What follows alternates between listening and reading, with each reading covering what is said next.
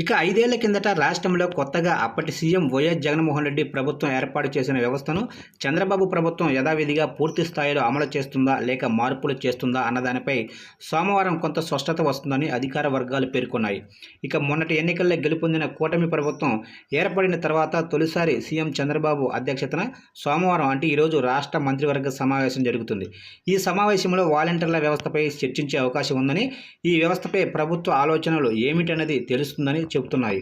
ఇక చంద్రబాబు గతంలో ముఖ్యమంత్రిగా పనిచేసినప్పటికీ గత 5 ఏళ్లలో కొత్తగా ఏర్పడిన ఈ వ్యవస్థకు సంబంధించి పూర్తి వివరాలను ఆయనతో పాటు మంత్రివర్గ సభ్యులందరికీ కూలంకషంగా వివరించేందుకు గ్రామ వార్డు సచివాలయ శాఖ ఉన్నతాధికారులు వివిధ రకాల పవర్ పాయింట్ ప్రజెంటేషన్లు సిద్ధం చేశారు. మంత్రివర్గ సమావేశానికి ముందే సోమవారం సంబంధిత మంత్రి డోలా బాల వీరాంజనేయ స్వామి ఆ శాఖ అధికారులతో నేరుగా సమీక్ష సమావేశం నిర్వహించే అవకాశం ఉందని అధికారులు తెలిపారు. ఇక రాష్ట్రంలో గ్రామీణ ప్రాంతాల్లో ప్రతి 50 ఇళ్లకు ఒక్కరు, పట్టణ ప్రాంతాల్లో 75 నుంచి 100 ఇళ్లకు ఒక్కరు చొప్పున మొత్తం 2.65 లక్షల మంది వాలంటీర్లతో 2019 ఆగస్టు 15వ తారీఖున గ్రామ వార్డు వాలంటీర్ల వ్యవస్థ ఏర్పడిన విషయం తెలిసిందే.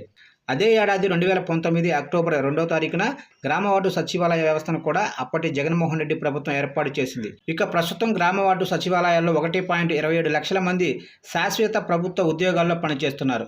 అయితే గ్రామ వార్డు సచివాలయ వ్యవస్థకు అనుబంధంగా గౌరవ వేతనంతో పనిచేసే 2.65 లక్షల మంది వాలంటీర్లపై మొన్నటి ఎన్నికల సమయంలో కేంద్ర ఎన్నికల సంఘం అనేక ఆకాంక్షలు విధించడంతో పాటు ఇతర కారణాలతో రాష్ట్ర వ్యాప్తంగా పెద్ద సంఖ్యలో వాలంటీర్లు రాజీనామా చేశారు. దీంతో ప్రస్తుతం దాదాపు 1.5 లక్ష మంది వాలంటీర్లు మాత్రమే పనిచేస్తున్నట్లు అధికారులు పేర్కొంటున్నారు.